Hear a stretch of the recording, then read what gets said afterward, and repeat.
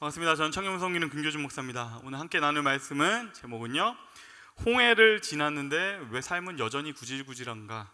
홍해를 지났는데 왜 여전히 삶은 구질구질한가? 라는 제목으로 우리 하나님께 말씀 나눌 겁니다. 제목만 보셔도 알겠죠? 목사님이 가끔씩 제목으로 어그로를 끈다고 느껴질 때가 있죠. 예. 오늘도 그럴 것 같아요. 어쨌든 이 이야기를 하기 위해서는 반드시 짚고 가야 되는 거는 저번 주에 있었던 이야기를 잠깐 짚고 가야 됩니다. 지난 시간에 있었던 사건이 뭐죠? 그치? 이렇게 뭐라 그러죠? 이거 복화술로 막 말하는 분이 되게 많았어요. 예, 홍해 사건이 있었죠. 지난주에 어마어마한 일이 있었습니다. 인생 최대의 사건, 홍해를 지나가는 사건이 지난주에 있었죠. 그 순간에 하나님께서 그 바다를 지나게 하신 순간에 막 사람들이 엄청나게 놀랍니다. 주님을 찬송하라. 말과 기병을 바다에 던지셨다. 그분은 나의 하나님이시다. 그분은 용사시다. 하나님이 나를 도와주셨다. 아멘 아멘. 막 200만 명이 부르는 노래. 마치 진짜 막 2002년도에 그런 붉은 악마 같은 그런 느낌 아닐까요? 엄청나게 크게 부르는 200만 명의 노랫소리가 막 온 천지를 다 가득 채웁니다. 이 사건이 저번 주에 말씀드렸지만 왜 이들이 이렇게까지나 기뻐했는가 하면 그 이면의 핵심은 이거예요. 430년 동안 노예로 살아왔던 이 사람들이 이제 자기의 노예 생활을 잊어버리고 새로운 단계로, 이제 나는 노예가 아니고 진짜 자유가 되는 어떤 그 노예의식을 벗어버리는 장소, 그것이 그 홍해였다라는 것이죠. 야, 아무것도 아니었구나 하면서 진짜 자유를 얻었다. 아멘 아멘. 다 그렇게 감동하고 감사하고 사람들이 막 씩씩하게 걷습니다. 그 다음엔 뭐라고 외칠까요? 자, 이제 가나안 가자. 다 이제 홍해 지나가서 가나안 가야지 하면서 막 200만 명 이제 가나안 막 외치면서 들어가려고 합니다. 이제 진짜 자연스럽게 이어져야 될 장면은 뭐죠? 가나안 입성이죠. 막 구름 기둥하고 불 기둥이 인도를 따라서 막 들어갑니다. 그런데요, 나가자마자 문제가 하나 생깁니다. 그 문제는 뭐냐면 되게 작고 일산적인데 아주 결정적인 거, 물이 없다라는 것이에요. 가보니까 더운 광야를 지나서 이제 가나안으로 가야 되는데 가다 보니까 딱 느끼는 물이 없다. 이 순간에 뭔가 이상한 감정이 막 솟구쳐요. 지금 엄청나게 감동받았고 이제 막 와 해가지고 가나안 향해 가자 했는데 그 다음에 따라오는 사건이 물이 없다가 뭐예요? 이건 너무 구질구질하잖아요. 이것보다 대단한 전쟁이 뒤에 있다 그러면 좀 잠깐 생각을 할 수 있겠죠. 그런 게 아니고요, 출발했는데 물이 없는 거예요. 요즘 제가 운동한다는 얘기 드렸죠. 아침에 가가지고 트레드밀에서 엄청나게 최근에 엄청 열심히 뛰었어요. 15분을 15를 놓고 뛰고서 딱 내려와서 그때 저에게 필요한 건 뭡니까? 한 잔의 물, 이제 얼음같이 차가운, 이빨에 부술 것 같은 그 물, 딱 그걸 마셔야지 하면서 기쁜 마음으로 정수기를 딱 했는데 아직도 짜증나요. 딱 이렇게 포스트잇 하나 붙어 있더라고요. 예, 고장 이렇게 써 있고 너무 화가 나요. 그런 느낌 아닙니까? 사실은 우리 모두가 바라는 그림이 이런 게 아니기 때문에 이게 되게 이상한 장면입니다. 어떤 영화든 어떤 동화든 어떤 드라마든 이런 게 있어요. 기승전결의 기본은요, 가장 큰 피크치에 뭘 찍고 나면은 그 다음에는요, 그 뒤엔 그들은 행복하게 살았습니다가 나와야 돼요. 이게 기본 법칙이에요. 그렇다면 홍해를 건너고 하나님을 찬양하는 일이 딱 있었고 나면 그 다음에 뭐가 이어져야 되냐면 그들은 가나안에서 행복하게 살았습니다, 이렇게 이어져야 되는 것이죠. 그런데 하나님께서 그 다음에 펼쳐놓으신 일은 물이 없다, 목마르다, 너무 일상적이고 구질구질한 사건이 이어집니다. 그 후에 왕자와 공주는 행복하게 살았습니다, 이렇게 해서 원래 이어져야 되는데 우리의 삶은 사실 그렇지 않다라는 것이에요. 그 후에 왕자와 공주는 결혼해서 행복하게 살았습니다 라는 말을 저는 결혼을 했기 때문에 당당하게 말해줄 수 있어요. 그들은 이후에 단 한 번의 싸움도 없이 행복한 결혼 생활을 수십 년 동안 행복하게 결혼하다가 어느 날 노트북의 한 장면처럼 둘이 손을 잡고 눈을 같이 감는 이런 일은 물론 우리 집 빼고는 없어요. 우리 집만 그런 일이 있고 다른 집은 거의 없더라고요. 가장 결정적인 승리 이후에 이렇게 자잘하고 구질구질한 고통이 찾아오는 걸까? 이게 조금 더 하나 패턴화하자면, 하나님은 위대한 승리 이후에 구질구질한 일상을 허락하시는 것일까? 왜 위대한 승리 이후에 여전히 우리에겐 고통이 찾아오는가? 오늘 거기에 대한 답이 본문 가운데 있습니다. 거기에는 오늘 본문 세부에는 세 가지의 고통이 나옵니다. 이걸 하나하나 짚어가고 풀어가는 과정으로 오늘 설교를 하려고 해요. 11분? 오케이. 네. 첫 번째 고통은요, 광야입니다. 광야. 21절 말씀 함께 읽어봅시다. 시작. 모세는 이스라엘을 홍해에서 인도하여 내어 수르 광야로 들어갔다. 그들은 사흘 동안 걸어서 광야로 들어갔으나 물을 찾지 못하였다. 아멘. 광야로 갔습니다. 광야는 무엇입니까? 홍해에 비하면은 되게 일상적인 곳이에요. 사실은 우리의 일상에 가깝습니다. 광야는 뭔가 대단히 스펙터클한 게 있지. 거기는 고통은 맞지만 이전에 홍해처럼 내 앞에 들어온 칼 같은 게 아니라 앞에 뭔가 나를 지그시 꼬집는 것 같은 그런 거 있죠. 지그시 오랫동안 참을 만한데 이게 2시간째 꼬집고 있다고 하면 느낌 다르잖아요. 그런 것 같은 고통. 일상이 그 다음에 이어집니다. 한낮의 광야는요, 마치 건식 사우나탕 같아요. 막 온도는 막 40도를 넘어가고요. 그리고 막 구름은 거의 없고 햇볕은 타는 것 같고, 때로는 막 먼지바람이 미친 듯이 휘몰아칩니다. 그곳은 홍해처럼 엄청난 두려움과 고통은 없지만 자잘하고 구질구질한 고통들이 계속해서 있는 곳입니다. 우리가 사는 일상들이 사실 그렇습니다. 뭔가 살살 꼬집는 것 같은 그런 아픔이에요. 일상의 고통들이 뭐 있을까 이렇게 한번, 저 이럴 때 요즘 챗GPT 잘 쓰고 있거든요. 환율이 올라서 좀 그렇긴 하지만 열심히 잘 쓰고 있는데 한번 물어봤어요. 우리에게 일상에 찾아오는 어떤 고통들이 뭐가 있을까? 그러니까 기가 막히게 저를 아는 것처럼 얘기를 해주더라고요. 고장난 충전기, 모임에서 돈을 모았는데 계산이 안 맞아. 누구야? 누군지는 알 수 없지만 돈 빌려가서 안 갚는 친구. 뭐 이렇게 돈 얘기가 많은지 모르겠어요. 주차장에서 항상 내 자리를 차지하는 이웃 이야기, 아니면 치약을 가운데에서 맨날 짜는 룸메이트, 아니면 인터넷 쇼핑에서 물건을 주문했는데 사진과 달라. 막 이런 자잘하지만 구질구질하지만 근데 신경을 거스리는 고통들이 있는 것. 약속 시간에 막 맨날 늦는 친구도 있고요. 내가 새로 산 옷을 그냥 말없이 입고 가는 내 동생도 있고요. 예수를 믿지만 그 위대한 경험을 했지만 우리는 이런 일상을 삽니다. 자잘하고 우리를 계속 신경 쓰이게 하는 그런 일상을 우리는 삽니다. 우리가 이런 광야를 살아야 된다는 건 어떤 면에서는 좀 짜증나는 일이죠. 주님 왜 광야예요? 바로 가나안이면 안 됩니까? 예수를 믿는 순간에 전혀 다른 세상, 지금까지와는 전혀 다른 세상이 펼쳐지면 안 됩니까? 왜 다시 우리는 일상으로 돌아와야 됩니까? 주님 왜 그래야 하죠? 우리는 이 고통을 별로 좋아하지 않습니다. 일상이라는 꼬집는 듯한 고통. 이게 첫 번째고요. 두 번째 고통입니다. 우리 함께 읽겠습니다. 시작. 두 글자를 읽으라 그러니까 이상하죠.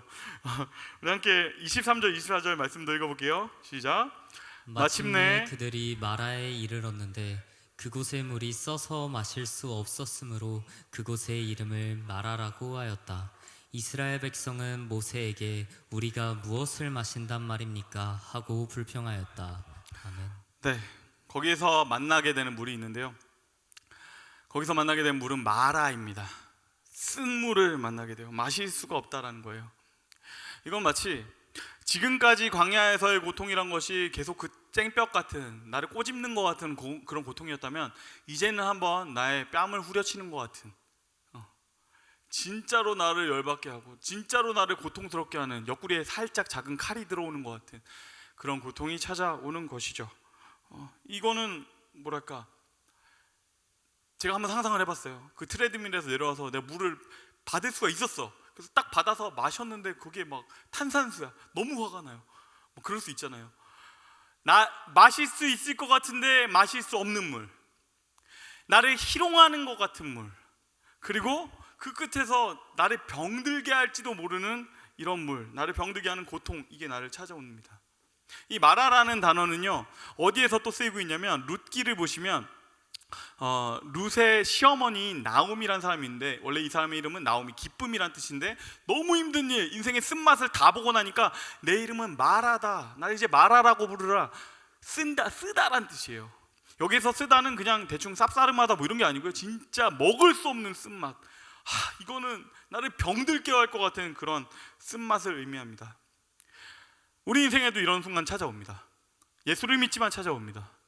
일상이라는 고통이 있고, 거기에 더해서 가끔씩 나를 진짜 미칠 것 같이 만드는 고통들이 찾아옵니다. 나를 괴롭게 하는 사람들, 아니면 뭐 나의 사업의 문제, 관계의 문제, 경제적인 문제, 내가 생각하지도 못했던 사람이 나의 뒤통수를 치고, 내가 진짜 믿었던 걔가 나를, 어떻게 걔가 나한테 이렇게 말을 해 하는 그런 순간, 그것이 우리에게는 찾아온다라는 것이에요. 이런 억울한 고통, 진짜 괴로운 사건들, 이것은 쓴 물 같은 고통이에요. 그렇지만 한 가지 알아야 될 것은요, 이 마라의 쓴물이요, 하나님께서 만드신 건 아니란 것이에요. 원래부터 거기 있었어요. 원래 거기 있던 물이에요.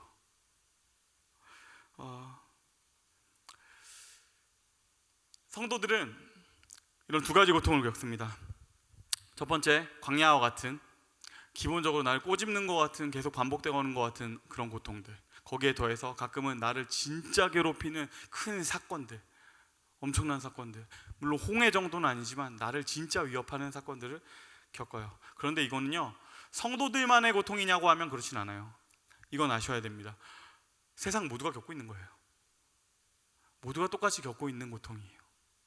하나님께서 우리에게만 특별하게 준비하고 포장해 주셔서 보내주신 택배 같은 거 아닙니다. 세상 모든 사람이 겪고 있는 그 고통을 우리도 겪을 뿐이에요. 그런데 여기에 더해서 딱 한 가지 더 있는 고통, 더 있는 갈등이 있는데요, 요거는 성도들만 겪는 갈등입니다. 세 번째입니다. 세 번째 고통은 이집트의 기억입니다. 우리 함께 22절 말씀 읽겠습니다. 시작. 모세는 이스라엘을 홍해에서 인도하여 내어 수르 광야로 들어갔다. 그들은 사흘 동안 걸어서 광야로 들어갔으나 물을 찾지 못하였다. 네, 지금 하이라이트된 부분 보시죠. 수르 광야라는 이름이 보이시죠? 이 수르 광야라는 뜻은요, 뭐냐면 벽이란 뜻이에요. 수르는 벽이란 뜻이에요. 이게 왜 이런 이름이 붙어 있냐면요, 이 광야가 이집트와 가나안의 경계선에 있는 광야입니다. 그러니까 이 광야를 지나간다는 것은 계속해서 이집트 땅이 눈에 보인다는 뜻이에요. 그리고 한 달음만 좀 더 걸어가면 거기에서 내가 이집트로 돌아갈 수도 있을 것 같은 그런 상황, 그게 바로 이 광야라는 것이죠. 이 곳에서 물을 만나지 못한 사람들은 반드시 생각하게 됩니다. 이집트를 떠올리게 돼요. 이집트의 기억들, 내가 거기 사는 게 낫지 않았을까? 그러면서 일어나는 일은요, 미화하기 시작해요. 그 전에 내가 더 어쩌면 좋지 않았나? 그 전에 내가 더 행복했던 건 아닐까? 우리한테도 그런 생각이 들 때가 있죠. 내가 예수를 믿고 진짜 홍해와 같은 내가 감격의 순간을 경험하고 풀려났고 난 자유하다라고 느꼈던 그날이 있지만, 때로는 우리 삶에 어떤 고통들 찾아오고, 그리고 우리 마음 가운데 은혜가 다 상실되고 나면요, 마음 가운데 그런 생각이 들어요. 내가 예수 믿어서 좀 더 힘들게 사는 거 아닐까? 남들 다 여행 가고 놀러 가는 막 인스타 보면 난리가 났어요, 주말에. 그런데 나는 여기서 뭐 하고 있는 거지? 뭔가 손해 보는 것 같고, 나는 힘든 것 같고, 괜히 더 봉사하는 것 같고, 혹은 이런 믿음을 가지지 않았더라면 좀 더 부담을 덜 지지 않았을까? 우리가 가진 부담은 뭡니까? 그리스도를 따라간다는 것은 그리스도의 사상을 쫓아간다는 것이고, 하나님께서 말씀하신 그 하나님 나라의 그 생각을 우리가 하며 산다는 것이에요. 좀 더 손해보는 삶, 좀 더 선한 삶, 좀 더 은혜로 사는 삶, 좀 더 진실되게 사는 삶, 이거를 쫓아간다는 뜻이에요. 그렇다는 얘기는 우리가 어쩌면 세상에서 할 수 있었던 것 같은데 우리가 꽤 많이 참는 것들도 있다라는 것이죠. 그런데 그런 생각이 들기 시작해요. 내가 예수 믿지 않았다면 좀 더 자유롭지 않았을까? 내가 예수 믿지 않았으면 더 괜찮지 않았을까? 이건 미화예요. 이집트가 부러워지는 것입니다. 거기에서 보여지는 이집트에 사는 것 같은 사람들, 그들의 하이라이트가 눈에 들어오기 시작해요. 인스타는 하이라이트 모음집이잖아요. 그들의 모음집을 보면서 어쩌면 예수 믿기 전의 삶이 더 자유로웠던 건 아닐까? 그 마음이 생각이 들고 기억에 머물게 됩니다. 정리합니다. 두 가지의 고통과 거기에 따라오는 세 번째의 기억입니다. 두 가지의 고통, 광야라는 일상의 고통, 그리고 두 번째 쓴물, 그 일상 가운데서 우리에게 찾아오는 우리를 찌르는 것 같은 힘든 일들, 힘든 사건들, 그리고 그걸 겪을 때 생겨나는 이집트에 대한 기억. 거기가 더 낫지 않았나? 거기가 더 좋지 않았나? 이 생각들 떠오르게 됩니다. 여기까지로 끝난다면은 어쩌면 성도의 삶은 진짜 비참한 걸지도 모르겠어요. 똑같이 세상 사람들하고 고통은 겪는데 그 다음이 없고, 그리고 괜히 더 짐만 져야 될 것 같은 그런 상황들, 그것이 우리의 삶 같아 보일 수도 있어요. 그렇지만요, 하나님은 여기서 이야기를 끝내지 않으십니다. 세상 사람들이 겪는 모든 거 다 겪지만, 그리고 갈등도 겪지만 성도의 이야기는 이렇게 끝나지 않습니다. 우리가 어떻게 할 수 없는 이 지점에서 주님이 새로운 이야기를 시작하시는데요, 이걸 어떻게 하시냐면 놀랍게 우리에게 주어진 이 세 가지의 요소를요 하나하나 대체해 나가지는 것들이 백성들에게 주어지기 시작합니다. 첫 번째입니다. 첫 번째는 엘림입니다. 광야라는 고통을 대체하는 엘림이라는 땅이 우리에게 주어져요. 27절 말씀입니다. 우리 함께 읽겠습니다. 그들이 엘림에 이르렀다. 거기에는 샘이 12곳이나 있고 종려나무가 70그루나 있었다. 그들은 그곳 물가에 진을 쳤다. 아멘. 이거는 하나님 안에 있는 풍요함이에요. 여기서 보시면 샘이 12곳이나 있고 종려나무가 70그루나 있었다라고 생각하면은요, 우리가 생각할 때는 너무 적지 않나? 라는 생각이 번뜩 들 수도 있어요. 근데 성경에서 12라는 숫자, 그리고 7이라는 숫자, 10이라는 숫자, 이거는요 좀 상징적인 숫자들이에요. 셋 다 완전수예요. 그러니까 완전히 많은 것, 완전히 큰 것, 이런 것들을 표현할 때 이런 숫자들을 주로 많이들 사용합니다. 그렇다는 얘기는요, 12개의 샘이 있었다, 풍족하게 샘이 있었다라는 말을 하는 것이에요. 우리를 먹이고도 남을 만큼의 샘이 그곳에 있었다라는 것을 말하고요, 7 곱하기 10이 뭐죠? 70이죠. 두 가지의 완전수를 곱해놓은 것이에요. 그곳에는 충분히 우리가 쉴 수 있는 그늘이 있었다. 그것은 우리에게 큰 쉼터가 되었다라는 것이에요. 이것은 하나님이 광야를 대체해서 결국에 우리에게 주시는 풍요로움입니다. 그리고 그 안에 있는 메시지는요 두 가지인데요, 첫 번째, 하나님이 우리의 고통을 알고 계셨다라는 것입니다.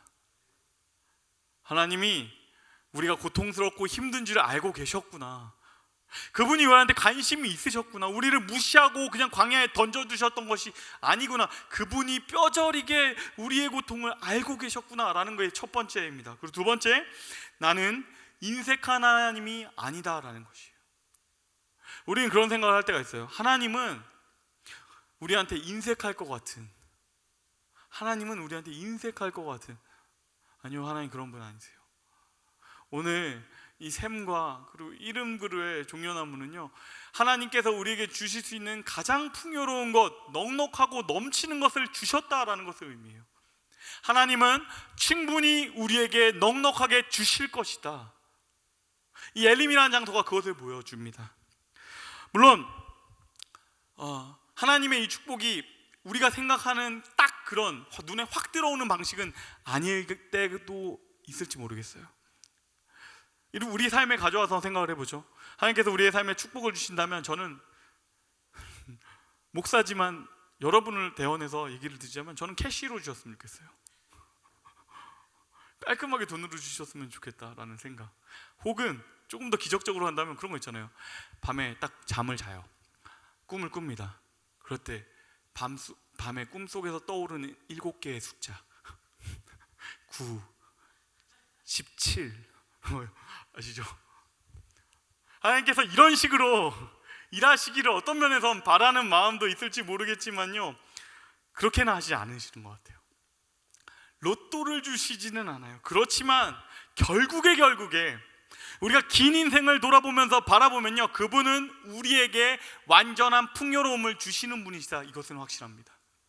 그분은 우리를 결국에 엘림으로 이끄실 것이다. 우리가 진짜로 꿈꾸는 그 엘림이란 것은 단순한 그냥 풍요로움이 아니라 진짜 행복, 진짜 기쁨, 진짜 감사함, 그것을 누리게 하실 것이다 라는 의미입니다. 하나님께서는 그렇게 하십니다. 우리는 사실은 우리의 앞에 보이는 것들이 잘 보이지 않아요. 우리는 마치 개미 같습니다. 개미들은 모두가 하나같이 2차원을 살아요. 우리 앞에 뭐가 펼쳐져 있는지 작은 돌 하나만 있어도 보이지 않아요. 그런데 하나님께서 3차원에 사시는 마치 독수리 같으신 그분은 우리를 위해서 바라보시며, 우리는 이 돌 때문에 나는 끝장났어요, 너무 힘들어요, 저는 여기로 꼭 가고 싶은데 안 될 것 같아요, 저 여기로 보내주세요를 간절히 외치지만 주님께서는 때론 돌리실 때가 있어요. 왜냐하면 그분은 보이시니까, 그 앞에 있었던 불구덩이와 그 앞에 있었던 물이 보이시니까. 우리는 보이지 않지만, 그래서 그분은 우리를 계속해서 돌리실 때도 있고 더 힘든 길로 돌아가는 것 같은 순간도 있고, 그렇지만 그럼에도 불구하고 그분은 반드시 엘림으로 이끄실 것이다.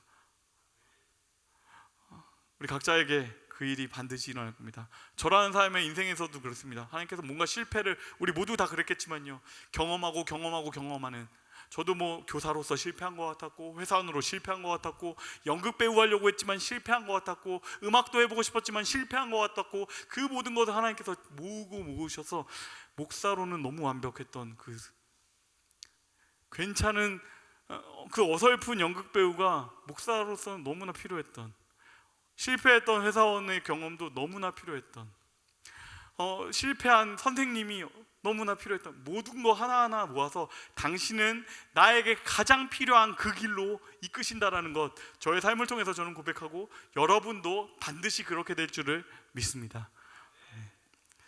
마지막 두 번째입니다.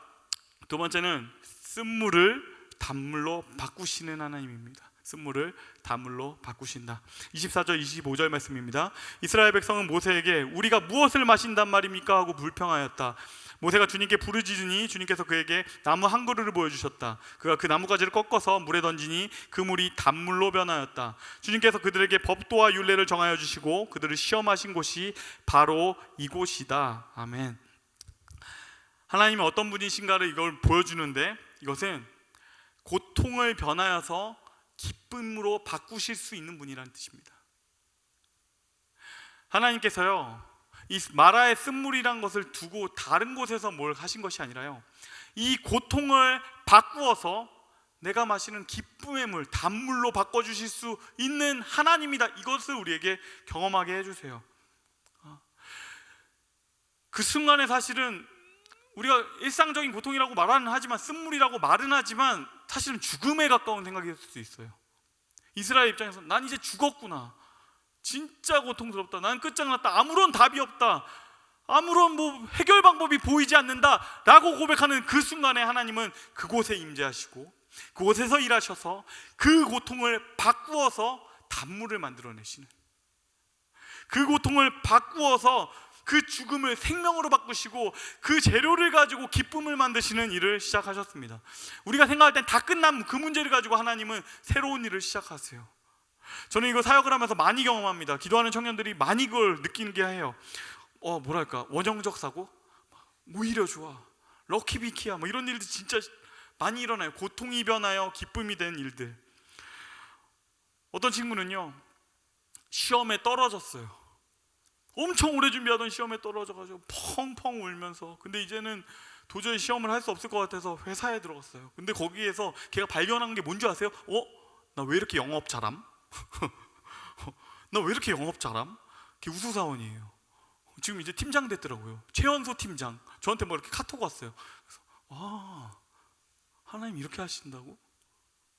하나님 이렇게 하신다고? 대출이 안 나와가지고 시작하지 못했던 가게. 그래서 그때는 막 너무 괴로웠는데 그래서 다시 알바를 시작했는데 그곳에서 그 친구가 깨닫겠어요. 아, 내가 아직 준비되지 않았었구나. 이 기본적인 것도 모른 채로 내가 가게를 시작하려고 했었어. 오히려 좋은, 모두가 겪었을 수도 있고 안 겪었을 수도 있지만 좀 이따 우리가 같이 다루게 될 문제인 헤어진 나의 여자친구. 그때는 진짜 죽을 것 같았지만, 난 온 세상이 다 무너져 내린 것 같았지만, 이제 돌아보면 걔랑 결혼했으면 난 끝이 아니었을까? 제 얘기는 아니에요. 오히려 하나님께서 내가 생각할 때는 최악이었다 생각했던 경험을 가장 좋은 것으로 바꾸어 가시는 그 일, 내가 보이지 않는 그 시각을 그 하나님께서는 보고 우리를 도와주십니다. 그리고 여기에서 물이 상징하는 것이 하나 더 있습니다. 하나님께서 이 쓴물을 단물로 바꿔내셨다고 하셨죠. 이 물이 상징하는 것은 무엇이냐면요, 가장 일상적인 것, 그러면서도 매일 경험해야 되는 것, 이런 뜻이에요. 물이 그런 특징이 있습니다. 가장 일상적이고 별거 대단하지도 않고 그냥 이거 한 잔에 불과하고 가장 저렴한 음료 아닙니까? 물. 아무것도 아닌 것 같지만 이거의 특징은요, 축적되지 않아요. 혹시 우리 가운데 어제 물을 너무 과하게 마셔서 오늘은 물을 안 마실 사람이 있습니까? 저번 주에 너무너무 물을 많이 마셔서 이번 주는 물 좀 쉬기로 했어 하시는 분 계세요? 그런 건 불가능해요. 하나님께서 우리에게 주시는 이 변화, 이 새로운 이 대체는 계속 물처럼 경험되어야 하는 그 무엇입니다. 매일매일 일상 가운데서 경험될 때 그때 우리에게 매일매일 주어지는 은혜, 매일매일 경험되는 그 임재를 통해서 우리가 살게 된다라는 것을 이 물, 단물이 보여줍니다. 세 번째로 갈게요. 세 번째는요, 이집트의 기억을 치료하시는 하나님의 기억으로 바꾸어 가십니다. 이집트의 기억을 치료하시는 하나님의 기억으로 바꾸어 가신다. 26절 말씀인데요, 우리 함께 읽겠습니다. 시작. 주님께서 말씀하셨다. 너희가 주 너희 하나님인 나의 말을 잘 듣고 내가 보기에 옳은 일을 하며 나의 명령에 순종하고 나의 규례를 모두 지키면 내가 이집트 사람에게 내린 어떤 질병도 너희에게는 내리지 않을 것이다. 나는 주 곧 너희를 치료하는 하나님이다. 아멘. 아멘. 하나님께서 너희를 치료하는 하나님이다 라는 단어를 통해서 정말 많은 것들을 얘기하고 계세요. 첫 번째로는 그것이에요. 나는 너희를 치료하는 하나님이다 라는 뜻은요, 동시에 너희는 병들었다 라는 말을 하고 있는 것입니다. 너희는 병들어 있다. 430년 동안 이집트에서 노예 생활을 하다 온 너희들, 그 이집트에서 어떤 트라우마를 겪었을지 모를 그 고통을 겪다 온 너희들, 너희가 병든 것을 내가 알고 있다. 너희는 병들어 있다. 우리가 이집트의 기억들을 잠깐 지나가면요, 한 번씩 이렇게 미화합니다. 그곳이 더 좋았던 것 같아. 세상이 훨씬 나았던 것 같아. 예수를 통해서 내가 많은 것들을 변화하고 경험된 것 같긴 하지만 거기에서도 꽤 좋았던 것 같아. 아니, 지금보다 더 나았던 것 같아 라는 마음들이 불쑥불쑥 우리 안에서 올라옵니다. 그런데요, 사실은요, 이집트는 정확히 노예 생활이에요. 노예 생활이에요. 내가 너를 치료하는 하나님이다 라는 말에는 네가 있었던 그 세상은 망가져 있다, 거기에서 너는 병들어 있었다라는 것을 말하고 있는 것입니다. 그것은 뭐냐면요, 내가 너희를 치료한다라는 것에 다 이미 담겨 있습니다. 여러분, 노예라는 것은요, 치료해야 될 그 기준이 굉장히 낮습니다. 이 사람을 치료해야겠다라는 그 각오, 생각은요, 어느 몸값의 반만, 이 사람의 몸값으로 생각되는 것의 반만 돼도 쓰지 않아요. 죽을지 살지 모르는 상황이 왔다? 그럴 때는 내가 돈을 막 몇천을 부어가지고 이 사람을 살려냈다? 근데 이 사람의 몸값이란 것은 돌아왔는데 장애인이 되어 있었다? 그럼 내가 고칠 필요 없잖아. 이게 노예예요. 치료할 필요가 없는 존재란 뜻이에요. 웬만한 작은 상처는 치료해 줄지 모르겠지만 좀 큰 상처가 있다? 치료할 필요 없는 존재다. 세상은 굉장히 은근하지만 그럴듯하게 그러나 냉정하고 잔인한 메시지 이렇게 던집니다. 너희는 몸값만큼이 너희의 가치다 라는 메시지.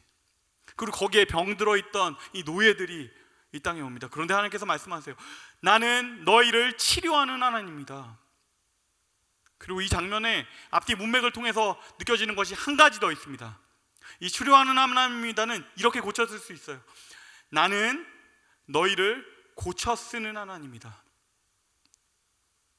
너희가 어떤 상황이든 간에, 너희가 얼마나 엉망진창이든 간에 나는 너희를 치료하겠다. 나는 너희를 고치겠다. 난 너희를 품고 가야겠다. 너희를 끌고 안고 가야만 하겠다. 왜냐하면 내가 너를 사랑하니까. 난 다른 사람은 너의 가치가 딱 이 정도라고 말하지만 내 눈에는 아니니까. 내게 보이는 너의 가치는 내 아들의 몸값 같으니까. 너의 몸에 붙어있는 그 이름표, 너의 몸에 붙어있는 그 계산대는 내 아들만큼의 피값, 그것이 너희의 가치니까 나는 너를 포기할 수 없다. 너희가 아무리 원망하고, 너희가 나에게 욕을 하고, 너희가 아무리 엉망진창이고 준비되지 않았더라도 나는 너희를 포기할 수 없다. 나는 너희를 고쳐 쓰겠다. 너희를 치료하겠다. 이렇게 말씀하신다라는 것입니다. 우리를 고쳐 쓰시는, 우리를 반드시 고쳐 쓰시는 그 하나님 경험하는 저와 여러분이 되시기를 주님의 이름으로 축복해요. 결국에 이 세 가지의 광야의 메시지, 결국에 이 메시지는요, 이 고통들과 그것을 대체하는 경험들은 마치 하나의 작은 홍해의 순간 같은 것입니다. 거대한 기적은 아니지만 작은 홍해들, 내가 목이 마르고 너무 힘들다 느껴졌을 때 나의 목을 축여주는 그 하나님, 그것을 경험해야 되는 거예요. 바다가 갈라지는 일이 아니라 오늘 나의 갈증을 풀어주시는 한 잔의 물이 필요합니다. 그래서 결국 이 세 가지 광야의 메시지는, 첫 번째는요, 그분은 나를 풍요롭게 하기 원하시는 하나님이다. 이 작은 하나의 기적을 통해서 우리가 경험되는 것은 그분이 나를 풍요롭게 하시기를 원하는구나. 그분은 나를 성장시키고 나를 행복하고 기쁘게 만드시기는 원하시는 하나님이시구나. 이것을 경험하게 되고요. 두 번째로는 그분은 나의 목을 축여주시는구나.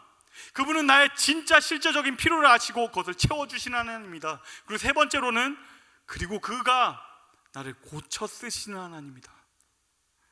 나를 치료하시는 하나님이다. 홍해가 아니라 이 작은 기적들, 나에게 그늘을 주시는 하나님, 나에게 한 잔의 물을, 너무나 달콤한 이 물을 주시는 하나님, 그것을 일상에서 경험하는 그 경험이, 그 기적이 일상 가운데 켜켜이 쌓여갈 때 우리는 존재론적으로 바뀐다라는 것이죠. 그리고 이렇게 계속해서 켜켜이 쌓인 경험을 주시겠다는 것은 결국에 거꾸로 하나님께서 우리를 계속해서 먹이시겠다라는 것을 의미합니다. 내가 너의 갈증을 계속해서 반복해서 채워주겠다. 내가 너의 문제를 해결하겠다. 말씀 맺겠습니다.